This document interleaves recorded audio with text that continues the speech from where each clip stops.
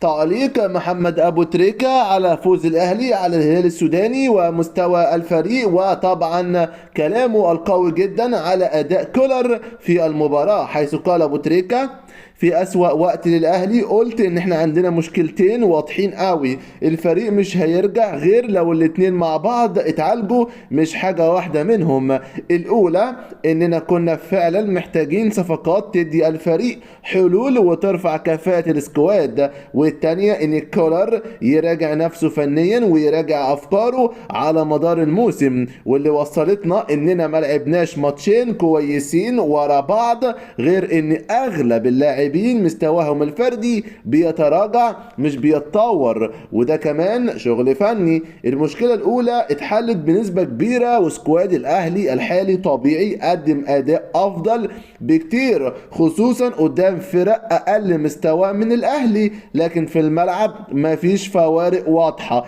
لأن كولر لسه بيتعامل بسلبية كبيرة جدا على مستوى تجهيز الفريق وعلى مستوى إدارة المباريات في اختيار التشكيل والتغييرات. عقلية كولر اللي قال زمان إنه جاي يحقق كل البطولات وإنه جعان بطولات وإن جمهور الأهلي ما بيقبلش غير المكسب، وده هو بيحبه، مختلفة بقى دلوقتي عن عقلية كولر اللي بعد التعادل مع الزمالك قال ان ده ماتش ديربي، مش لازما نكسب سكور او بفارق كبير، مع اننا اصلا ما كسبناش وفقدنا نقطتين صعبوا الدوري علينا. لازما يكون في كلام قوي وواضح مع كولر، ولازما يواجه نفسه بكل ده قبل ماتش الهلال التاني، لان شخصية اللاعبين في الملعب بتيجي من شخصية المدرب اللي على الخط.